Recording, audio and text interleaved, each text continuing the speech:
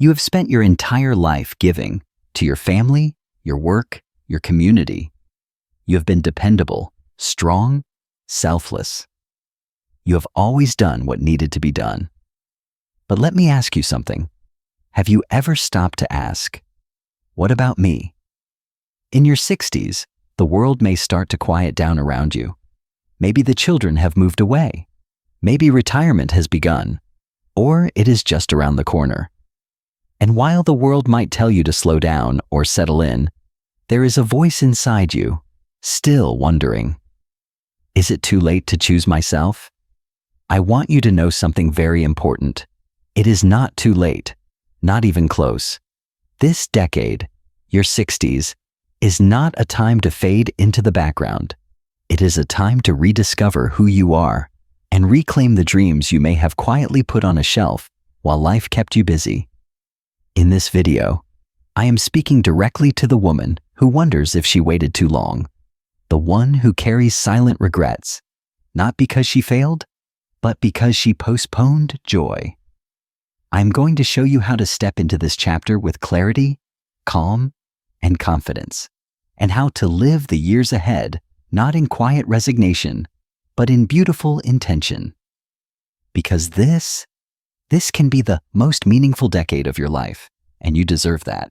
The quiet regrets we don't talk about.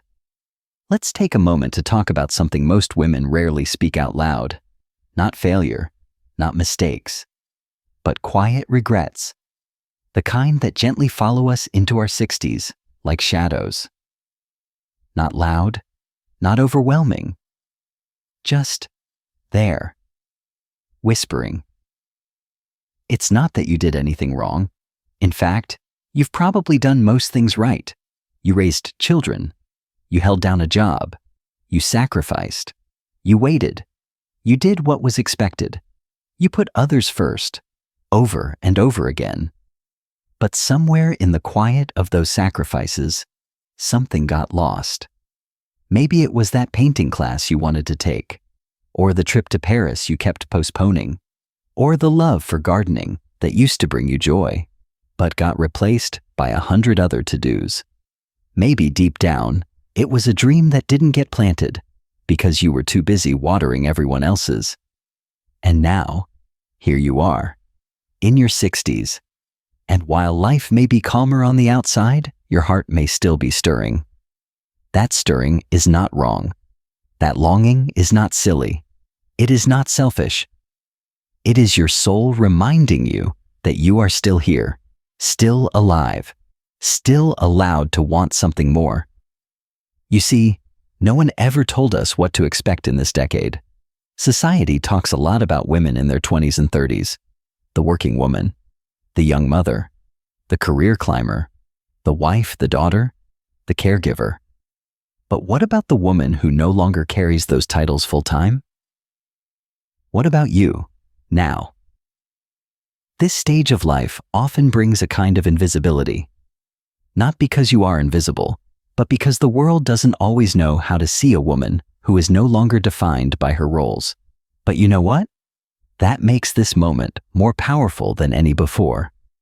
Because now, for the first time, you get to define yourself. So let's talk about those quiet regrets, not to dwell on them, but to learn from them. Because when we acknowledge them, we can release them. One of the most common regrets women over 60 share with me is this: I wish I had given myself permission sooner. I wish I hadn't waited to enjoy my life. They tell me they followed the rules, saved money, delayed travel, said no to things that would have made them feel alive, because they were told to wait. Wait until the kids were older. Wait until retirement. Wait until the right time. But no one told them that energy fades, that the body changes, that sometimes the right time never comes unless you create it yourself. And this is not about being reckless or throwing away responsibilities. It's about finally allowing yourself to live life on your own terms. It's about recognizing that this decade is not a waiting room. It is not a postscript. It is not a slow fade.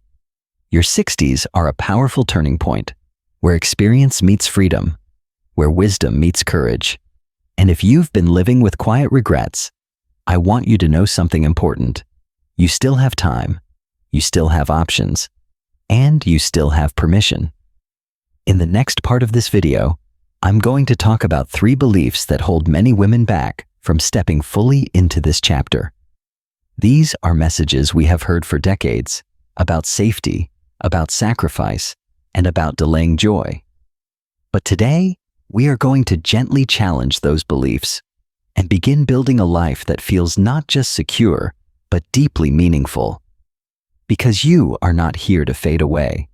You are here to rise softly, steadily, and fully into yourself. 3 beliefs that keep us small, and the truth that sets us free. So many of us reach our 60s carrying a quiet weight, not just of time past, but of stories we've been told. Stories about what aging should look like, about what's appropriate, about what is and isn't possible after a certain age. And the thing about stories is, they can be powerful, especially the ones we don't even realize we're living by. In this part of the video, I want to gently walk you through 3 of the most common beliefs that women over 60 have heard all their lives.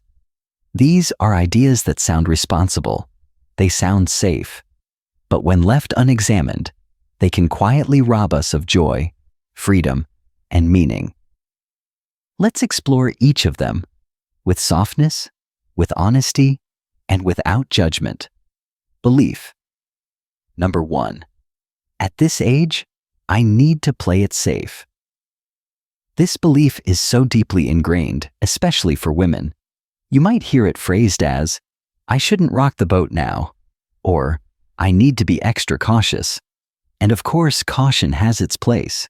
You've worked hard, you've saved, you've taken care of others, and likely built some kind of stability. It's completely understandable to want to protect that. But here's the truth. No one tells us. Playing it too safe can become its own kind of risk.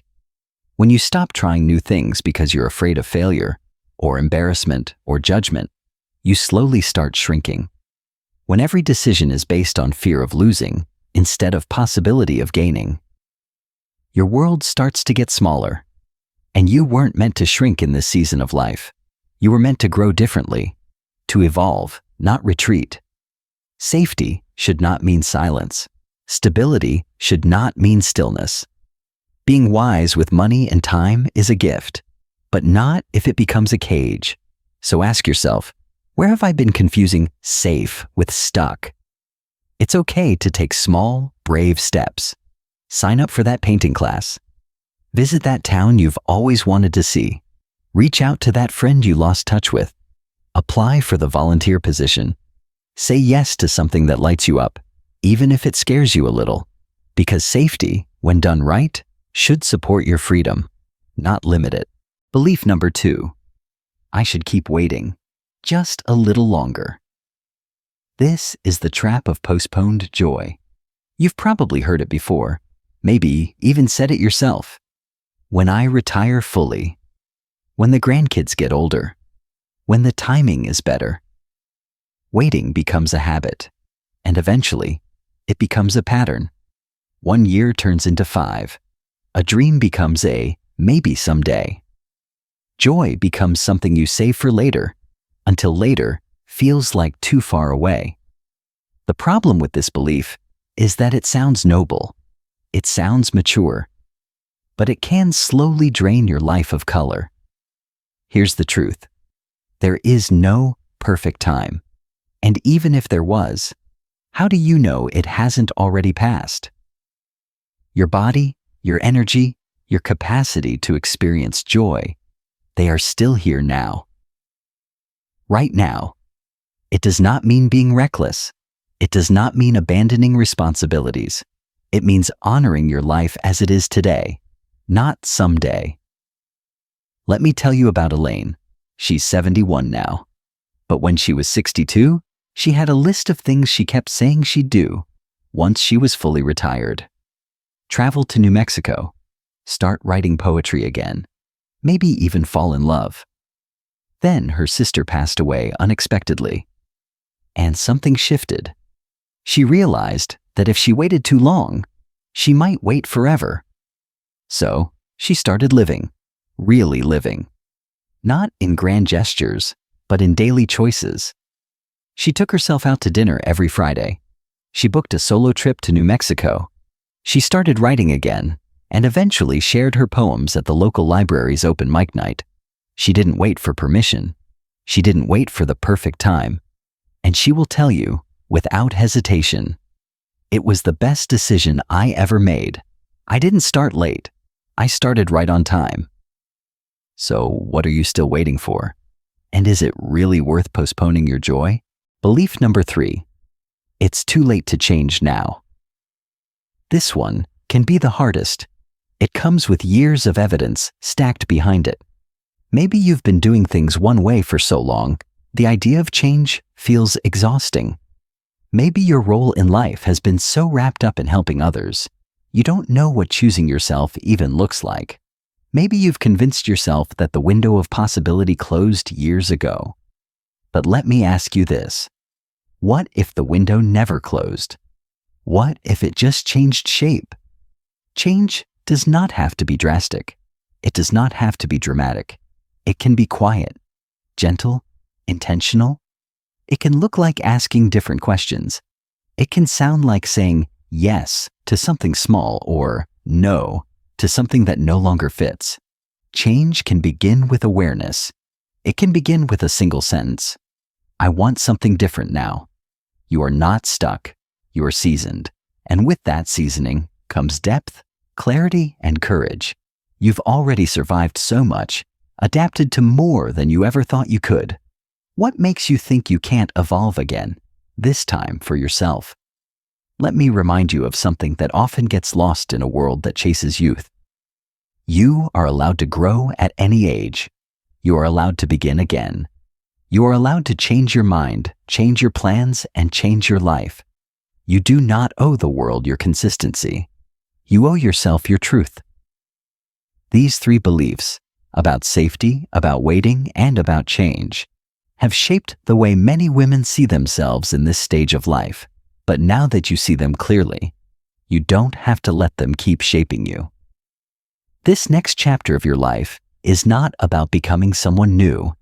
It's about returning to who you were before the world told you to be someone else. It's about unfolding, not starting over. In the next part of this video, I'm going to show you a new framework, a way to gently realign your life around what matters most now. It's called the Reclaimed Life Plan. And it is not about doing more. It is about doing what truly matters with the time and energy you still have. Because this time, this is your time. The Reclaimed Life Plan, living with meaning, not just maintenance. Now that we've let go of some of the old beliefs that may have been holding you back, let's talk about what comes next. Because if this chapter of your life isn't about shrinking or waiting, then what is it about? I call it the Reclaimed Life Plan. Not a to-do list, not a rigid set of goals, but a gentle guide for living with intention, meaning, and personal joy. This plan has just 3 pillars. They're simple, but they can shift everything when embraced with care and courage. Pillar 1, emotional freedom. At this stage in life, you no longer have to prove yourself to anyone. You've earned the right to live from the inside out, not based on others' expectations, but on what feels right in your spirit. Emotional freedom means giving yourself permission. Permission to say no without guilt. Permission to say yes without explanation. Permission to rest, to feel, to speak up, to be soft, to be strong, whichever you need, whenever you need it. It means you are no longer available for the roles or routines that leave you empty. You don't have to be everything to everyone. You only have to be true to yourself. Pillar 2, financial flexibility. Now, let's talk about money, but not in the way you're used to. This is not about how much you've saved or invested. This is about using what you do have to support a life that feels free and fulfilling. Maybe that means setting aside money each month for joyful experiences, travel, art, learning, or simply quiet time in a beautiful place. Maybe it means shifting from a scarcity mindset, always worried about the future, to a balanced mindset that allows you to enjoy the present too. Financial flexibility is about using your resources in ways that serve your real needs, emotional, spiritual, and practical. Your money is not just for someday, it's also for now. Pillar 3, experiential living. This pillar is all about being fully alive again, not just surviving, but experiencing. It's easy to fall into routines. Same meals, same clothes, same shows, same places. But your soul craves freshness, even in small ways. Experiential living doesn't require a passport or a big adventure. It might look like joining a book club, learning to play an instrument, walking a new trail in the mornings, taking a solo coffee date each week just to reflect and breathe. It's about being present, on purpose, not drifting through your days, but choosing them. When you build your life around these 3 pillars, emotional freedom, financial flexibility, and experiential living, you're not just passing time, you're making meaning. You're reclaiming your life, on your terms, in your rhythm, with your heart at the center of it all. In the next part of this video, I'll share a true story of a woman just like you who embraced this plan. Her name is Margaret, and the way she reimagined her life at age 65 may just inspire you to do the same. Because remember, it is never too late to choose yourself. Margaret's story, choosing herself at 65. Let me tell you a story. It's not dramatic, it's not flashy, but it is real. It is deep. And it's exactly the kind of quiet transformation that so many women experience when they finally give themselves permission to live life differently. Her name is Margaret. When Margaret turned 65, there was no celebration. No cake, no party, no big trip. Instead, there was silence. Her husband had passed away 3 years earlier, after a long illness. Her 2 children had families of their own and lived in different states. She was retired, had been for a year, but she still woke up at 6 every morning out of habit, sat at her kitchen table with a cup of coffee, and stared out the window, wondering, now what? She didn't feel sad exactly, just untethered.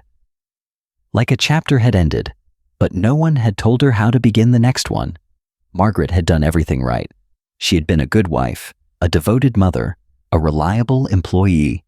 She had saved diligently, followed advice, been practical.